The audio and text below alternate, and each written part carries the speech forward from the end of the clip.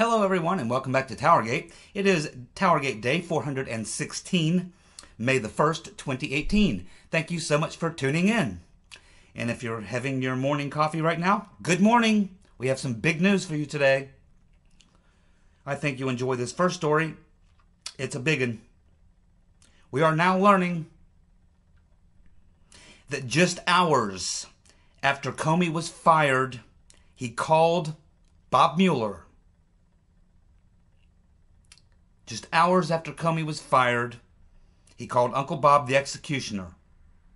And then, of course, we know that 7 days later, Uncle Bob was named the special counsel.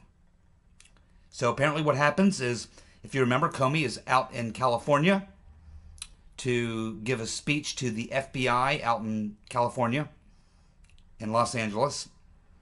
And he's on a private chartered jet, a Gulfstream of some sort.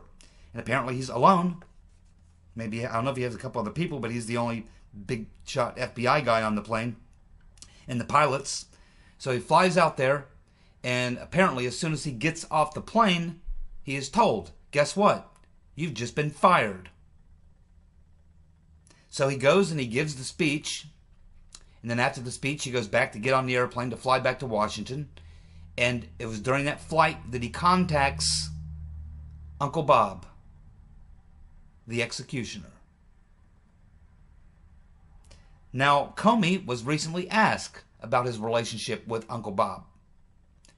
The question was basically, yeah, well, a lot of people are looking at the fact, that you're really, close friends with Mueller over the years, and so people are wondering if there's a little something odd about all that. And of course, Comey's response was, "Oh, well, me and Bob Mueller, we're not close friends. No, we're not close friends. We've played golf before, I think maybe one time, and I've had dinner with him a couple times, and I've admired him over his career, but I wouldn't say that Uncle Bob and I are good friends or close friends or anything like that." "Oh, really? Well, that's interesting, because if he is not a close friend, then why is it that after you're fired, he's, if not the first, one of the very first people that you call?" Let's face it, being fired like that is a pretty traumatic situation. He wasn't expecting that, really. It probably had to rock his world a little bit. So now he's flying back on his plane, his world is rocked. Who does he turn to have a conversation about this thing that's just happened to him? Does he call his wife? Does he call someone else? We don't know, but we know one person he did call, Uncle Bob, the executioner, who then becomes the special counsel a week later. And we now know how that happened, don't we? It's not adding up, Jim. Big Jim, the dishonorable James Comey, is a liar, a pathological liar. And the more we see of him, the more we can see these things. None of the things he says adds up. I mean, think about it. When you've had a traumatic situation occur in your life, who do you call? You call mom, you call dad, you call brother, you call sister, you call your girlfriend, you call your boyfriend, you call a close friend, someone who you're close to. You just had a traumatic experience going in your life. Nothing else in this world, for that moment in time, matters. Everything is all about this immediate crisis or traumatic situation that's just happened in your life. We've all been there. Who do you turn to? Nothing else is going on in your mind but that one thing. Who are you drawn to? The people you're closest to. The people you trust the most. The people you have confidence in. So why did Comey, after being fired, get back on that airplane, and one of the first calls he makes is Uncle Bob the executioner?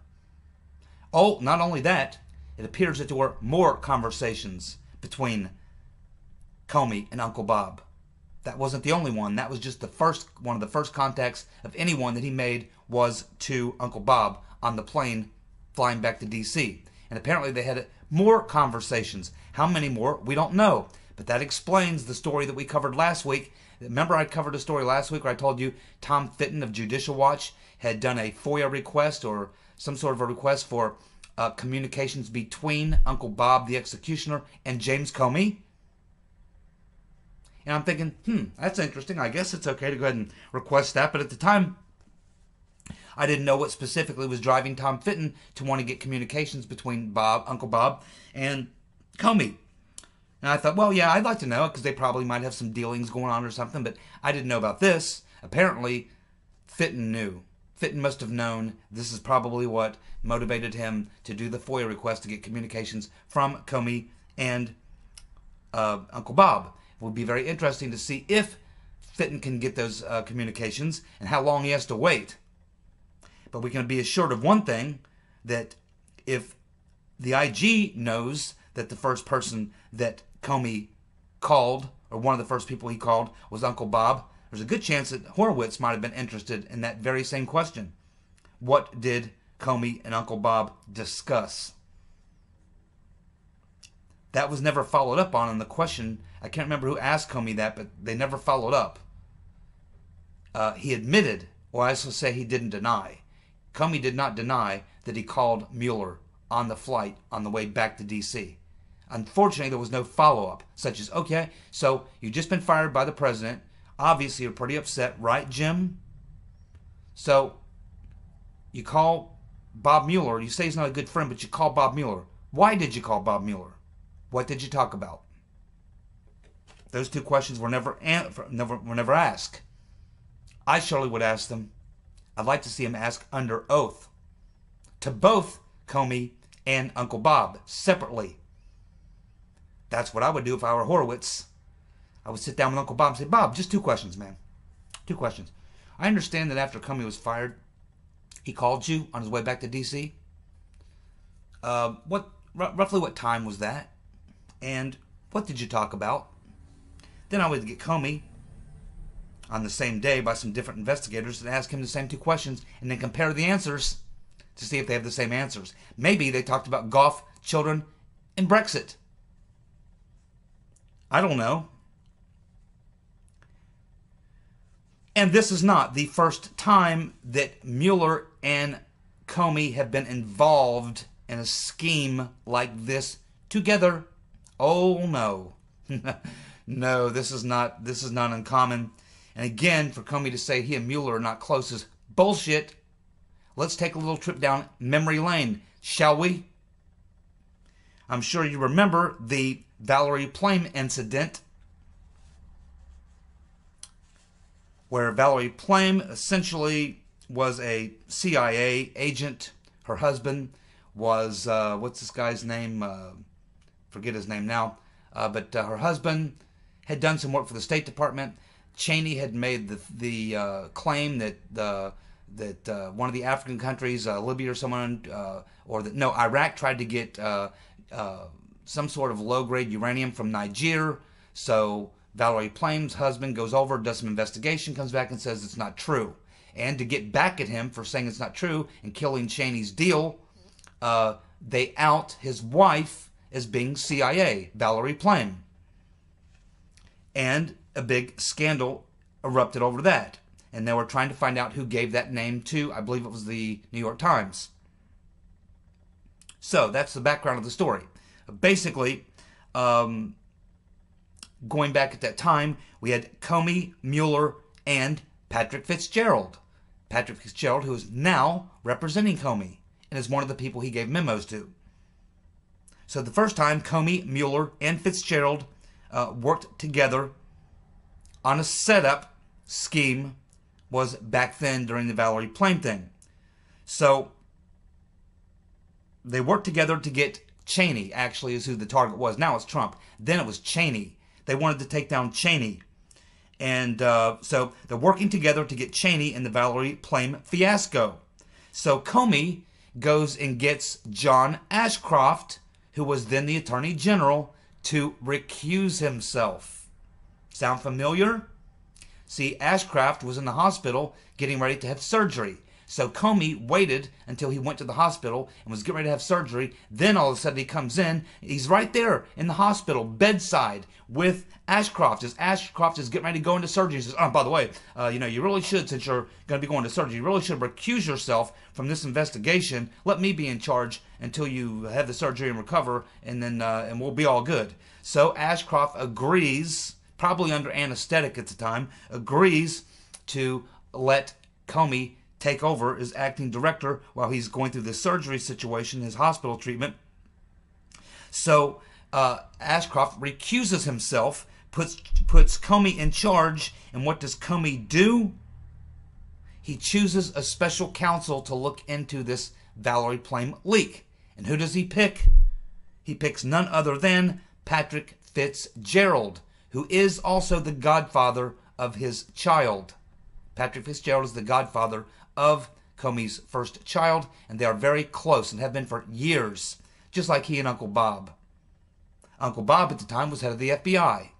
So the three of them, Comey, Fitzgerald, and Uncle Bob, working together to take out Cheney. Now, which is fine with me. I don't like Cheney. Never did like Cheney. He's a neocon and a warmonger. So it's not personal, as far as I'm concerned, to Cheney. But the bottom line is, and the point here, is it's not the first time that Comey and Mueller and Fitzgerald have been involved on the same side of one of these schemes. And now they're involved again on the same side of a scheme. And this time, it's not Scooter Libby, or it's not, someone else. It's Trump. It's not Cheney this time. It's Trump. So what makes this story even worse is that we find out after all this is over, a year or two later, we find out, because essentially what happens, they're going after Cheney, but Scooter Libby was like Cheney's assistant, and even if Scooter Libby knew about Cheney having something to do with the leak or whatever, he kept his mouth shut. And so they said, okay, well, if you won't give up Cheney, we'll charge you. So they got Scooter Libby. They charged him. I believe he pled guilty to lying, just like Flynn pled guilty to lying under pressure and all kinds of things. So they get him, and then we find out about 2 or 3 years later that they knew from the very beginning, before they ever even launched this investigation, who the leaker was. They knew it wasn't Cheney, and they knew it wasn't Libby. They knew who did it from the very beginning. It was simply a witch hunt, a political witch hunt to take out Cheney. Because they knew exactly who it was, and they knew it wasn't Cheney and wasn't Libby. It was Richard Armitage. It was Richard Armitage. And they knew it from day one, before they ever investigated anything. It was all a scheme.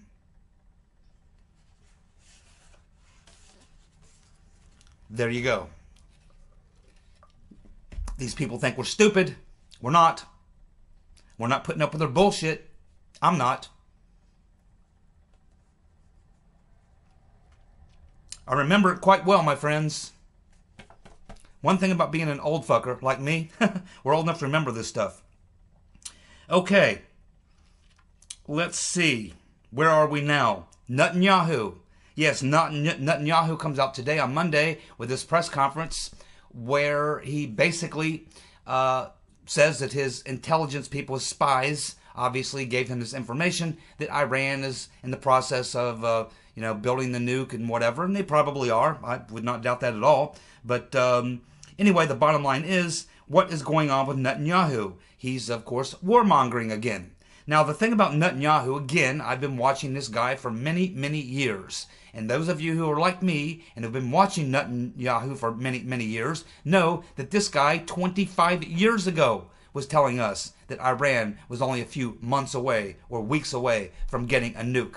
25 years ago he was saying that. 20 years ago, 15 years ago, 10 years ago. And he actually wanted Syria, and he wanted Bush, when W. Bush was president, he wanted Bush to take out Syria and Iran right along with Iraq and Afghanistan at the same time. He pushed for it the whole time. But at some point, Bush looked at him and said, wait, you told me to go into Iraq, they would greet us with flowers and as liberators. And right now I got 3 or 4 sectarian wars going on inside the country. I got all hell breaking loose. I'm being killed in the polls. I'm having to answer for going in there in Iraq in the first place. And it didn't turn out the way you said it would. And you're pushing me to go into Syria and Iran? So Bush wouldn't do it. Despite the fact that the neocons were trying to push him into it. So why today does Netanyahu come out and drop this, what would normally be considered very, very high level, top secret information? Why would he come out and share it with the media, with the public all around the world? This is not the type of information. Your spies get this top secret information and you come out and make it pretty much public? That's very interesting. What happened today to push Netanyahu to the point where he did such an insane thing like that? Well, here are some ideas on what may have happened. Today, I'm talking about Monday, the day I'm doing this video, and the day that Netanyahu released this information and had this press conference, Syria began receiving their first shipment of Russian S-300 anti-aircraft defense systems. These systems don't just shoot down aircraft, they shoot down missiles as well. And they're supposed to be very, very effective. Now, that's a problem for the Israelis because they fly a lot of covert missions, bombing missions inside of Syria.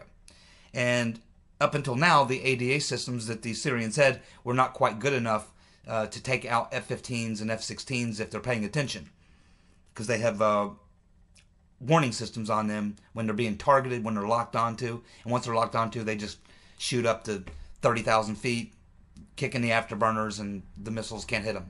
So, this is probably what spurred Netanyahu. And in his mind, this messes up a lot of things with their covert military operations. These S-300s are a real problem for the Israelis. They're even a problem for us if we're using conventional aircraft. Now, our stealth fighters can probably work around it, and I think our missiles are probably good enough to get around it. But the Israelis probably, I don't know if they have stealths or not, but it certainly messes up their plans for their covert operations, and that's probably what brought Netanyahu out of the hole.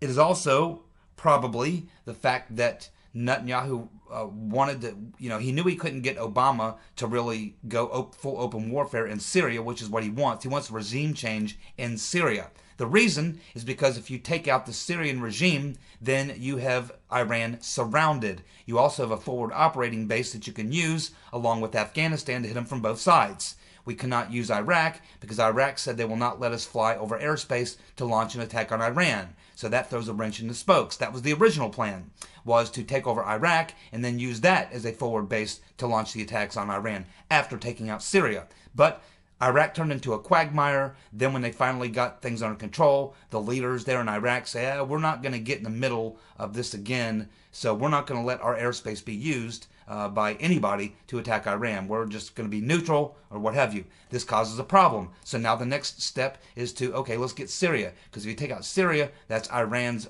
one of their best friends or only friends in the region. And it also opens up the back door, creates a forward operating base to launch a regime change in Iran, which is what Netanyahu wants. He wants regime change in Syria and Iran. He knew that Obama wouldn't give that to him. Bush couldn't do it because he got bogged down in Iraq, and so he's now put his hopes and dreams on the Trumpster. But Trump really doesn't want to get America involved in a Syrian regime change operation. And so this is really driving Netanyahu nuts. So now he's doing everything he can to force Trump some way into having to launch a Syrian regime change operation. That's what he wants. This is why I said that little gas attack, that it's much more likely that it was Israeli false flag from Israeli Mossad, much more likely than it was actually Assad himself launching that gas attack. But we'll probably never know the truth. We'll never be allowed to know the truth, let's put it that way. Or the government will never admit to that. And there's also another thing that's happening that's also probably frustrating Netanyahu, which is that the Defense Secretary Mattis, Mad Dog Mattis, does not support getting out of the Iran nuclear deal, nor do the Joint Chiefs of Staff. All the military and Secretary of Defense say, no, we could maybe make that Iran deal better. There's things we can do to work on the Iran deal, but getting out of it completely is probably a worse idea, because that means that the IAEA will probably have to come out of Iran, and then we know nothing about what they're doing. At least now we do have the IAEA in there, and we have some idea. We have some talks with them. We have some communication with them. If we get out of there, then we're totally isolated. Then maybe they do get their nuclear program on the road, and maybe in a few weeks or months they do have a nuke or something like that. So the Joint Chiefs and Mattis are opposed to getting out of the Iran deal. And now, of course, they got Bolton in there, which he was the guy that they wanted in there from the very beginning, but he was passed over. But now they got their boy, the neocon's neocon, John Bolton, in there, and you can bet he's in Trump's ear as often as he can be about regime change in Syria, because Bolton essentially is an agent of Israeli intelligence for Mossad.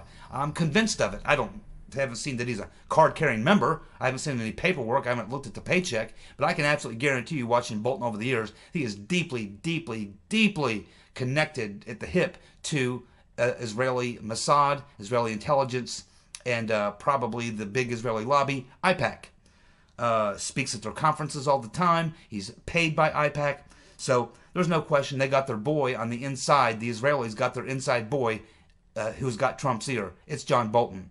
And he's pushing for them to get out of the Iran nuclear deal as well. So it's kind of a fight right now, I guess, between Bolton and the Joint Chiefs. And Netanyahu thinks today that by coming out doing this press conference, announcing all this stuff, that he somehow is going to push Trump in more into Bolton's orbit and his orbit to conduct more operations in Syria and this and that and the other thing. Let's also not forget, as I've mentioned before, the most powerful lobby in Washington, D.C. by far, Republicans and Democrats, they own both of them in Washington, D.C., is the Israeli lobby AIPAC, whatever you want to call them. And since AIPAC has been a registered lobbyist in Washington, D.C., they have accumulated $6.3 billion.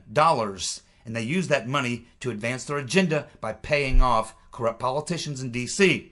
They have 17,000 employees for AIPAC in Washington, D.C., and they have 400,000 volunteers. 400,000 volunteers. They are the most powerful lobby in Washington, D.C., and they can really bring the pressure.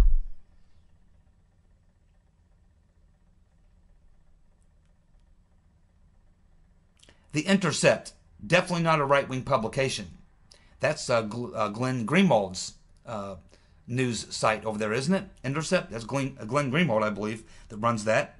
And they've ran a story today saying that the Democratic National Committee has agreed, after tough negotiations, to pay over $2 million to the Right Reverend Clinton's PAC, Onward Together, for her email list of donors. Now, Obama turned over his list of donors to the DCCC free. And his list was valued at over $4 million. But he wanted to help out, the Democrats win the next election. He didn't charge him a couple $1 million for his donor list. He just gave it to him. What does he care? But not the Rotten Reverend. She isn't done shaking down anybody yet. She's still shaking people down, including her own damn party that's bankrupt, that's borrowing money just to get operating costs to keep going. She ain't cutting them any slack. And she didn't actually sell them the list for a little over $2 million. She's renting the list, which means she plans on using it some more. Because she's not done shaking you down either. She's going to keep shaking those people down that are on her donor list until the day they die. When she dies, Chelsea will take over. You'll never get off the Rotten Reverend Clinton's donor list once you're on it. There's very much proof of that. So she's going to rent the list to the DNC for over $2 million. But the Rotten Reverend still gets to keep that list. She still owns it. It's just a rental fee. She's she's making the DNC pay her over $2 million to rent her list of donors for the upcoming elections, so that they can hit those people up for some cash too. My. Stormy Daniels. Stormy Daniels has filed a lawsuit of defamation against Trump for making or mocking her over the sketch that they published showing the person who was alleged to have threatened her. Okay, first of all, Stormy, you say that someone approached you and threatened you, but you never went and made a police report. Never. You didn't go have a police sketch artist draw a sketch while it was fresh in your mind. No. You waited a couple years. And then you decided to go to a sketch artist. And then the drawing they came up with, the cartoon drawing they came up with, looked a lot like Tom, what's his name? The Patriots quarterback. Or her ex-husband looked a lot like him too. This guy looked like just about a million other guys. No specific characteristics other than the fact that she drew him wearing like outdoor clothing, like a jacket and a shirt or whatever, when she said that when the original person approached her, he was in a suit and tie. But she had him drawn up in the sketch wearing, like, I don't know, an overcoat and a shirt or something. So Trump is making fun of the stupid sketch, which a lot of people did. I can't believe this will actually see the light of day in court. But I don't think that's the issue. And who do you think is paying Stormy Daniels legal fees. Who do you think is paying her legal fees? My guess is it's some rich Democrats, some named Clinton, maybe Soros, who knows? It's rich Democrats, I'm sure, paying her lawyer. The settlement is apparently for 75 grand. Oh, there we go. So she's looking for 75 grand. Now, the person she should be suing is her plastic surgeon, because everything that she paid for is sagging. Sagging badly. It's not good. Not good. And I believe that would be her face and other parts that she had worked on, and it's not looking good. Everything's sagging. Everything's going south. It's not good. The sickening part about this is that this lawyer, the only reason he's doing this, he knows this stuff has no chance of going anywhere. He's doing it because he found a sucker who he could use to put some walking around money in his pocket, but more importantly, to make him his name nationally known, so that everyone will know him like a Gloria Allred, so that when other crazy, crooked, wacko nuts come out of Hollywood and other places, come out of the sewer, crawl up out of the sewer and look to do a defamation suit against somebody, they'll go to him for legal services, and he can be like his friends and make millions and millions and millions of dollars shaking down these idiots who want to file these stupid defamation suits. That's all this is for this lawyer. He knows there's nothing here at all. It's just a way for him to make a name for himself so that he becomes super rich, representing a bunch of people who crop out of the sewer and try to tear somebody else down for a buck. And at the end of the day, they never end up with anything. The lawyers get it all. And this guy knows it. And that's why he's in the game, and he found himself a sucker with a saggy pair of tits. And a sagging face, by the way. Comey told Stephanopoulos that he is not sure if the dossier is true. Watching the Stephanopoulos, the Brett Baer, the View, you watch any of these interviews with Comey, you got to watch them over and over again, because every time you watch them, you find something else that you missed the first time. And so looking back at this Q&A that Stephanopoulos did with Comey, and Stephanopoulos says, he's asking about the dossier, and he say, okay, well, so you say that the PP Gate thing was salacious and unverified, and then Stephanopoulos asked him about the other parts of the dossier. He said, well, did you ever verify, or do you know if the other parts of the dossier are true? At which point Comey says that, he goes, well, George, I don't know. I don't know if they're true. I'm just not sure. Well, that's very interesting, because if that's true, if he doesn't know, if he's not sure, if the other parts of the dossier are true, then why did he sign off on the FISA warrant that was used to why did he sign off on the FISA warrant that was used to spy on Carter Page? He's telling Stephanopoulos that he doesn't know if the other stuff, other than the P-Gate story, is true, but he signed off on that, all that stuff to get the FISA warrant. Now, when that question has been asked as a follow-up to him, what Comey says is that, the dossier wasn't really used to get the FISA warrant. Very, very little. But we know that's a complete lie. Devin Nunes proved it when he released the memo. It proves that about 90 or 95% of what they used to get the FISA warrant was the dossier. Even Andrew McCabe said in questioning, when he was being questioned under oath, that no dossier, no FISA warrant. Comey is guilty as hell of lying again. He lives in a dream world. He makes stuff up. It's like, I don't know what to make of this guy. He's a pathological liar. And none of the things that he's saying add up. They don't wash with the facts. They just do not wash with the facts. And what about these FISA court judges? Shouldn't they be holding Comey and his co-conspirators in contempt of court for misleading the FISA court? Do you think that Horowitz has talked to the FISA court judges? We certainly need to learn more about these FISA court judges, who they were, because, the way this FISA court works, there's not a defense attorney. There's not someone in there to represent the person they want to go after. So specifically because of that, these FISA court judges are the ones that are supposed to be representing the other side by asking questions and making sure that the FISA warrant, that the request that they're making for the FISA warrant is really legit. And it's not like they come in and the FBI or DOJ lawyers come in and just make their case and the FISA court judges listen to the case, go, oh, okay, that's the truth? Really? Okay, good. FISA warrant granted. No, that's not how it works. The FISA judges are supposed to question them. Question them. And certainly when they came in and made these accusations, the FISA court judges should have asked them some follow-up questions about where they got this information, whether or not this information was verified, all sorts of basic questions you would ask. But apparently these questions were not asked. Because if one of the most obvious questions that you would ask as a judge is, okay, you're giving us all this information, has this stuff been verified? And do you have intelligence that you can show me the sources? Can you show us who the sources were, how you identified them, how you tracked them down, what the sources said, and what their credibility is, what their character is? Why do you believe these sources? You know, we're going to need to know some of that. Apparently these questions were never asked. Because if they were, the FISA warrant would never have been granted. Because they would have to admit that no, they never had any contact whatsoever with not just a source, but the source.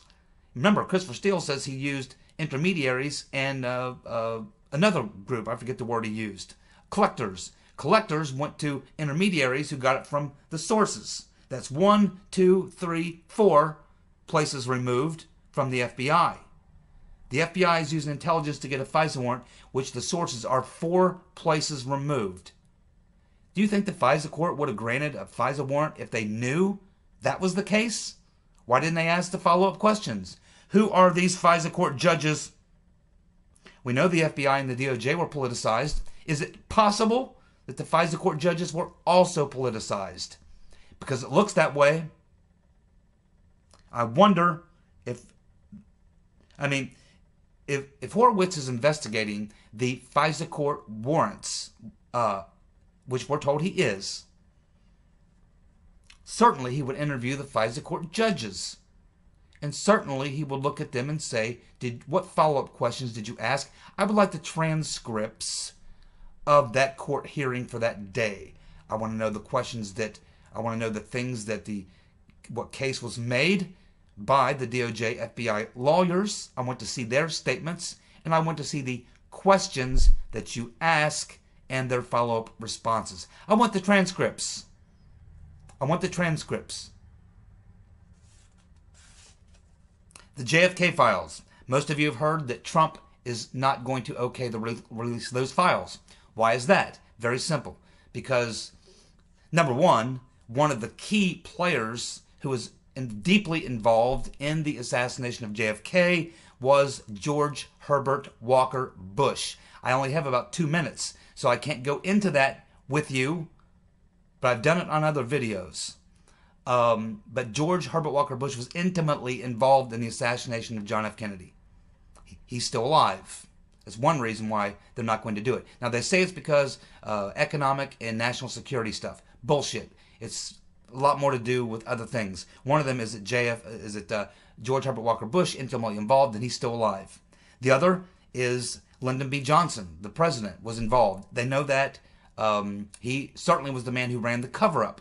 So you have 2 former presidents who were involved in the assassination of JFK. Actually, 4, because Ford was also involved. He was on the Warren Commission, and he was put in charge of fixing that debacle of a autopsy. He had to fudge the autopsy, or vouch for the fudged autopsy, which he did, and he became president. And of course you had Richard Nixon, who actually was the originator of the team of 40 that was headed up by Frank Sturgis and E. Howard Hunt.